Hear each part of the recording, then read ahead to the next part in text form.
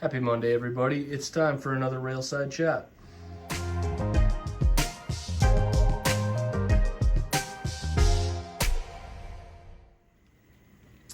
Well, it's basically a new month. February is almost here as of the dropping of this video, so I suppose we'll go ahead and do a bit of a channel update and talk about some of the stuff I've been enjoying. Hopefully everybody tuned into my review on Sunday. It was lengthy and full of a lot of information, so I hope it helps some people.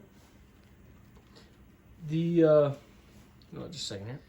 Sorry about that. Cat got stuck in the bed in the front room, so I had to let him back in the bedroom. But anyway,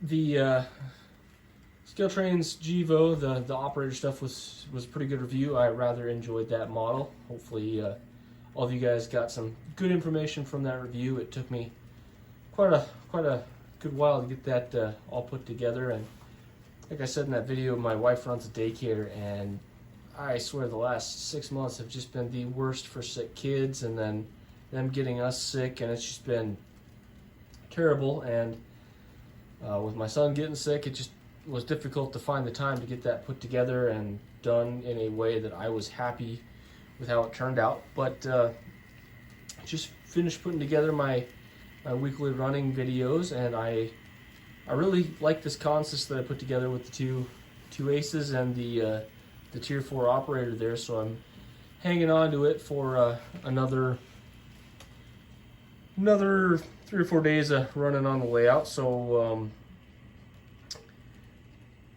I have brought in a bunch of new rolling stock to review. I've got several things on its way. I'm excited about some of the things that I've got planned.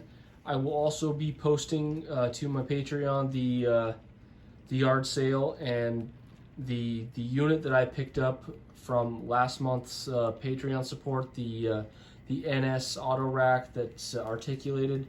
That will be in that yard sale, so if none of the patrons pick it up, I would like to resell it to help further review some more rolling stock. So I will be putting it in the out on the 15th for all my subscribers and whatnot. So keep an eye out for that if none of my subscribers pick it up. But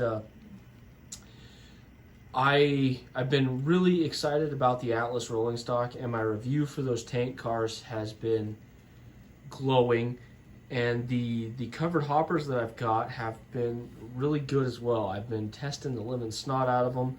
As a matter of fact, I have all 3 of them in my consist running here, and I have the lead, that white covered hopper, with whatever knuckle couplers they use.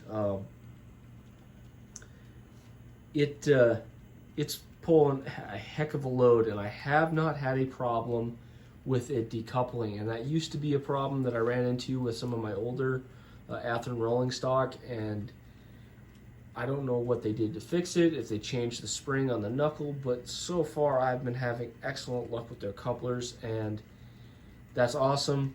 I love my microtrain stuff, and I wish that everybody would kind of use that, but having really good alternative couplers, say you couldn't get microtrains or whatnot, is nice as well. So like I mentioned before, Athearn is really bringing their A game with some of this new rolling stock. And so that being said, I have been noticing quite a bit on Instagram lately that they've had new stuff coming out quite a bit. It seems like they have quite a few of the thralls, the high-sided thralls, whether they come with coal or what have you, and I've really been considering picking some up. I would love for the community to reach out to me if that's something you would like to see. Maybe when I get some more reviews out of my way and I can get some stuff sold so I can afford those, that would be a cool project. I've also considered, I had a project that I was getting started on, and my 3D printer kind of took a crap on me, so I've been working on getting it fixed. I'm close. This takes up a lot of my time doing these videos, so I haven't had as much time to work on it, but I wanted to print the fillers or the riser pads for those wood chip cars that I had, and I have the file designed on Fusion 360, but I just can't seem to get my printer to work right. So once I get that going, I'm going to start printing those and get that wood chip car project taken care of. However, maybe I sell those off and I replace them with the Athearn ones. It seems like they have 3 or 4 Burlington Northern and 1 or 2 Santa Fe sets. That would make a pretty cool unit train, so maybe I will consider that if I can come up with the funds. So let me know if you guys are interested in that. Maybe I could do a coal or a wood chip train load, depending on what they came with. But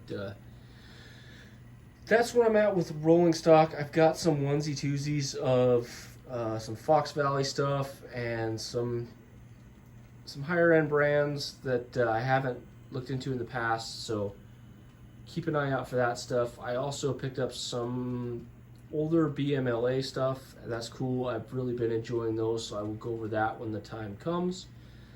The projects I have in mind, though, that I've been kind of excited about is,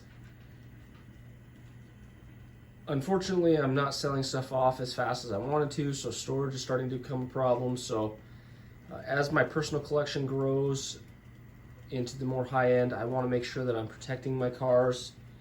And so I have a project for some nicer, more dust resistant storage that doesn't require going back in jewel cases, because it seems like every time I do that I end up damaging things. So as soon as I get the logistics figured out on that, I've been doing some designing in Fusion 360 to make sure all my my slides will work, but I think I got it figured out. It's kind of a modification of the cookie sheet storage. If you found that on forums, I found some dollar store cookie sheets, and then I've made some adjustments to it, and I think it's really going to turn out good. So I'm going to get started on that hopefully this month if I can come up with the proper plywood. I live in a pretty rural area, and our local building center is kind of more for the housing stuff, so plywood that isn't warped and twisted can be difficult to come by, but hopefully I can get that started. And then obviously I need to do some work on my 3D printer. Sorry, it's getting a little late at night. Big yawn there. The other project I was considering, I want to hopefully get my ESU system back pretty soon. I've been reaching out to the ESU support staff to kind of figure it out, and I'm not getting any answers, so I don't know what to do there. It's been in their hands for over 2 weeks, and they have had zero communication with me since, so I'm not sure what's going on there. I don't like that, but it is what it is. I ended up picking up a used cab control unit really cheap on eBay, and I plan on reselling that to the community, but I really want to do that test where I hook up my cab control, or possibly my command station, my DCS-51, and then I think my I'll use my TCC++ system. We'll have all 3 of those F7s sitting on a separate piece of track, and we're just gonna run them until one blows and see if they fix that cab control, or what have you, mobile control 2. We'll see. I'm a little worried to run some of my Broadway stuff on this for now. I did end up picking up the big boy, and I have been playing with it a little bit. It's not a big fan of my grades, so I don't know how I'm going to go about doing that. But as soon as I can get it running a little bit better on the layout, I honestly know why it struggles, and maybe I'll get into that in the review. But I think Broadway maybe missed the mark on something, so we'll talk about that in due time. But I did pick up a couple of probably at this point considered vintage Walders. I got a GP60 and a SD20, GP20, excuse me.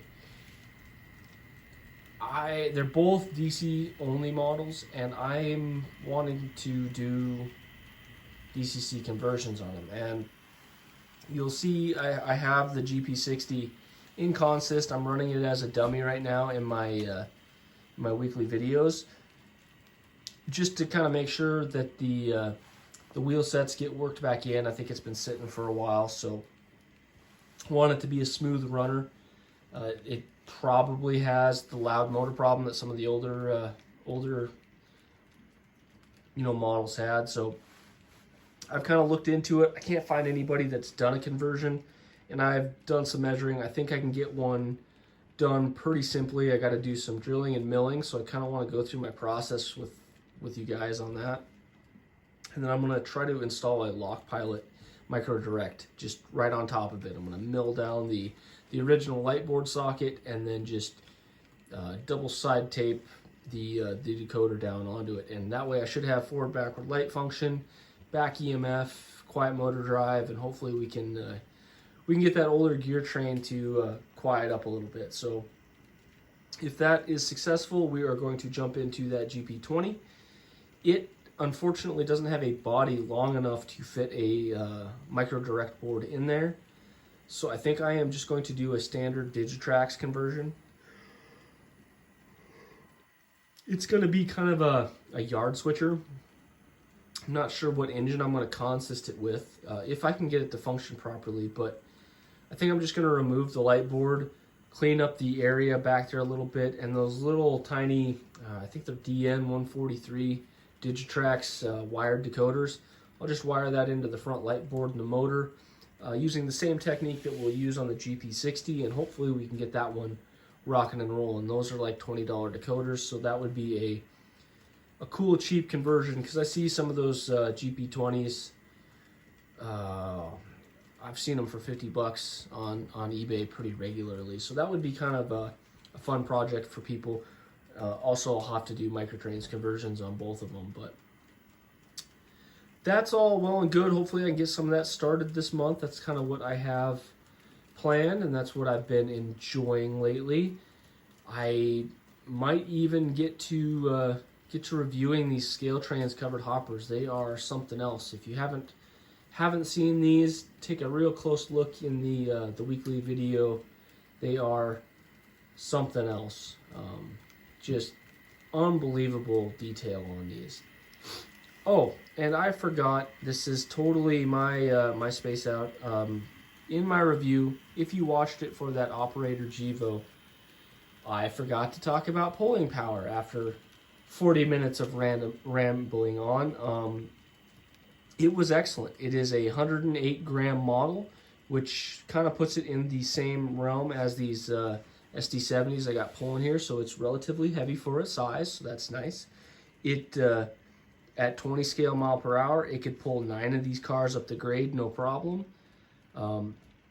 It slows down towards the very end to almost a crawl, but it did successfully make it around the loop twice, so that means it can do it. So we're at 9 cars, and then one tie at a time, it couldn't quite get all the way there, so it only has 8 in that particular setup. So that firmly puts it above the 80 percentile, which is really good in my opinion. There are very few that break into the 90 percentile. They are outliers, to be honest with you. Most high quality engines with good decoders tend to land right in that 80 percentile, so that really makes sense. It is such a good model. I hope to get my other one back pretty soon. I haven't decided if I am going to keep the second one or not. I do need to kind of fund some more reviews, so we'll see. I have quite a bit to go up for sale in this month's yard sales, so keep an eye out for that. I think I've got some good models to go. The one thing I did want to say is I am working on redoing my upper level on this for storage, so hopefully I can get that done sometime soon. And then I am up on the top left hand side there, you can't necessarily see it on camera, I am putting up an engine hall of fame for my favorite consists, so that will be kind of a cool feature. It'll be up there, and all of my favorite consists will be right next to each other and easily accessible. I won't have to keep them in the jewel cases, because honestly that's when all the damage happens, and I have already outgrown it, so I will be looking at getting another one at some time in the future, but they're roughly $100 a piece, so it's kind of a pricey ask. So anyway, everybody, a little bit shorter of a video this time. Hopefully that doesn't hurt anybody's feelings, but thanks for stopping by. I will see you this Wednesday. I hopefully will have that engine back, and I will show you how to put on the easy parts of the of the added detail for those operators. I would recommend just staying away from the coupler lever there. They are very difficult to install. And this Friday we're looking at a neat piece of rolling stock. We are going to check out the 60-foot more modern microtrains boxcars, the CSX ones that you've seen on my layout a little bit. So that should be an interesting view. I've got a lot to talk about with those, so I'll see you on Friday for that. Have a good week. Bye now.